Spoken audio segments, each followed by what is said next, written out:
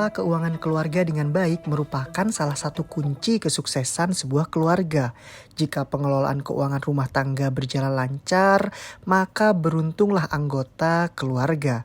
Namun kalau salah kelola, maka kamu harus siap-siap mengalami masalah keuangan bahkan sebelum habis bulan. Sahabat pintar, kembali lagi di channel Sahabat Pintar Finansial. Semakin pintar finansial setiap harinya. Siapapun yang bertanggung jawab mengelola keuangan keluarga, apakah istri atau suami, dia bertugas mengatur pengeluaran, mulai dari dana operasional hingga cicilan kartu kredit, uang sekolah anak, liburan, bantuan sosial atau agama hingga jajan di luar rumah. Bendahara keluarga ini didorong untuk lebih kreatif dan hati-hati dalam soal ini, karena keberlangsungan rumah tangga tergantung dari pintarnya mereka mengatur uang. Lalu bagaimana ya sahabat pintar cara mengatur keuangan rumah tangga yang baik dan juga benar? Berikut 6 cara yang bisa kamu lakukan untuk mengatur keuangan rumah tangga secara efektif bersama pasangan kamu. Yang pertama, tahu secara detail pemasukan dan pengeluaran keluarga kamu. Berapa pendapatan kamu dan pasangan tiap bulannya? Untuk mengatur keuangan rumah tangga yang efektif, yang perlu kamu lakukan adalah menghitung seluruh pendapatan yang masuk selama 1 bulan. Pendapatan yang dimaksud di sini bukan hanya dari penghasilan gaji bulanan, tapi juga termasuk insentif yang mungkin kamu dapat bila menerima upah lembur hingga keuntungan bila kamu berinvestasi. Ini sangat penting dilakukan agar kamu bisa membagi alokasi penghasilan yang kamu miliki ke kebutuhan yang harus kamu penuhi. Ingat, yang pertama harus dipenuhi adalah kebutuhan yang bersifat primer sahabat pintar. Dengan menghitung seluruh pendapatan, mengatur keuangan rumah tangga menjadi lebih mudah. Berikutnya adalah membuat daftar pengeluaran prioritas selama 1 bulan. Daftar ini membantu kamu dalam mengatur keuangan rumah tangga secara lebih efektif. Dengan membuat daftar prioritas, alokasi dan pengeluaran dana rumah tangga menjadi lebih tertata. Pengeluaran rumah tangga yang masuk daftar prioritas antara lain biaya makan sehari-hari, belanja dapur, tagihan listrik, tagihan air, biaya transport kerja, pendidikan anak apabila sudah memasuki usia sekolah, hingga cicilan kendaraan atau rumah. Selain dapat membantu mengatur keuangan rumah tangga, daftar ini akan menjadi pengingat bahwa kebutuhan prioritas harus terpenuhi terlebih dahulu, baru kemudian bisa dialokasikan untuk kebutuhan sekunder dan tersier. Yang kedua yakni pahami perbedaan kebutuhan dan keinginan. Cara mengatur keuangan rumah tangga berikutnya adalah memahami apa itu kebutuhan dan keinginan. Ketika kamu sudah berumah tangga, sudah pasti ada kebutuhan-kebutuhan yang wajib dipenuhi. Contohnya kebutuhan untuk keperluan sehari-hari seperti makan hingga alokasi pendidikan apabila kamu sudah memiliki buah hati.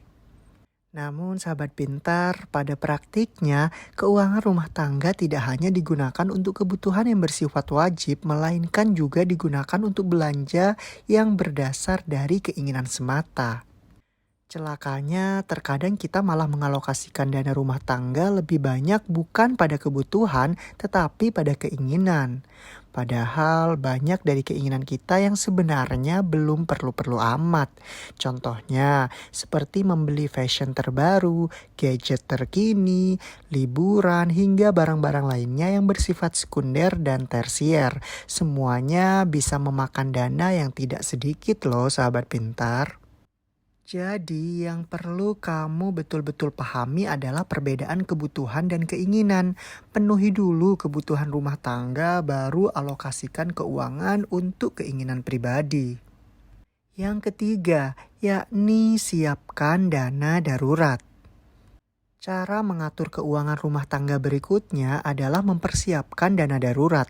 Dalam menjalani kehidupan berumah tangga, tidak semuanya bisa berjalan mulus sesuai yang direncanakan. Banyak hal yang tiba-tiba saja terjadi di luar rencana kita. Contoh yang sering terjadi adalah musibah seperti kecelakaan, sakit, PHK, hingga krisis ekonomi yang berskala besar. Apabila salah satu dari ketiga hal tersebut terjadi, maka sumber penghasilan rumah tangga sangat bisa terganggu. Saat itulah manfaat memiliki anggaran dana darurat bisa kamu rasakan. Untuk itu, sebagai cara mengatur keuangan rumah tangga yang baik, penting bagi kamu sahabat pintar untuk mempersiapkan dana darurat. Caranya selain untuk kebutuhan pokok, sisihkan sebagian dari penghasilan kamu setiap bulan untuk dana darurat. Besarnya relatif, bisa 10-30% dari penghasilan yang kamu dapat setiap bulannya.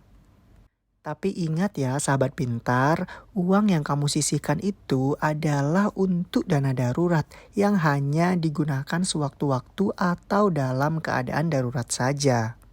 Yang keempat yakni jangan menunda untuk membayar semua kewajiban.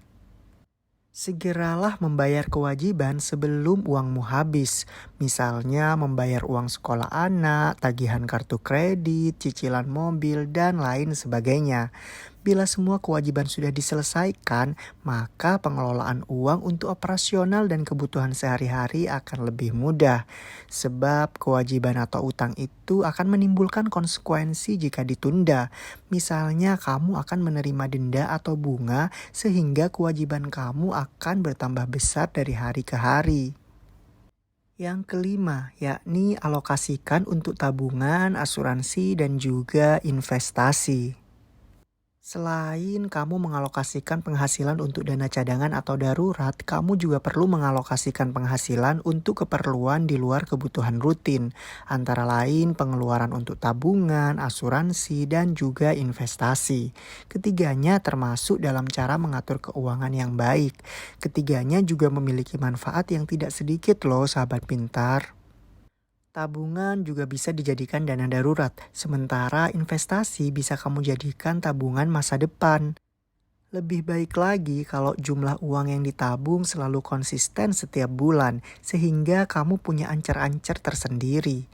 Untuk melakukan investasi, kamu punya banyak sekali pilihan. Misalnya saja investasi emas, reksadana, saham, tanah atau properti, hingga menabung di deposito. Oh iya sahabat pintar, kamu juga harus menyisihkan uang untuk membeli premi asuransi, apalagi kalau kamu sudah memiliki tanggungan anak. Karena dengan asuransi maka setiap risiko akan diminimalisir dan dialihkan ke pihak asuransi. Jadi apapun yang terjadi, keuangan keluarga kamu tidak akan gonjang-ganjing. Yang keenam atau yang terakhir yakni membuat kesepakatan bersama dengan pasangan kita. Jika ada perbedaan pendapatan yang cukup besar antara kamu dan pasangan, mungkin kamu bisa membagi tanggung jawab yang berbeda dengan pasangan kamu. Pastikan bahwa pembagian ini berdasarkan kesepakatan bersama. Sebagai contoh, gaji kamu misalnya 5 juta rupiah dan gaji pasangan kamu 10 juta rupiah.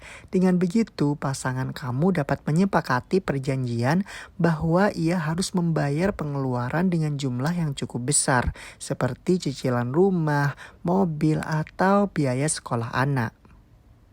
Kamu pun bisa menggunakan gaji kamu untuk kebutuhan sehari-hari, yaitu konsumsi, tagihan listrik, air, dan yang lainnya. Bahkan jika gaji kamu dan pasangan masih berlebih setelah dibagi menjadi pos-pos pengeluaran pokok, kalian bisa menyisihkan kembali untuk investasi di setiap bulannya.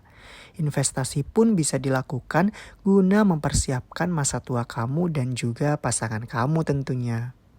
Nah, sahabat pintar, itu tadi 6 jurus pintar dalam mengatur keuangan rumah tangga bersama pasangan kamu. Selamat mencoba, sahabat pintar.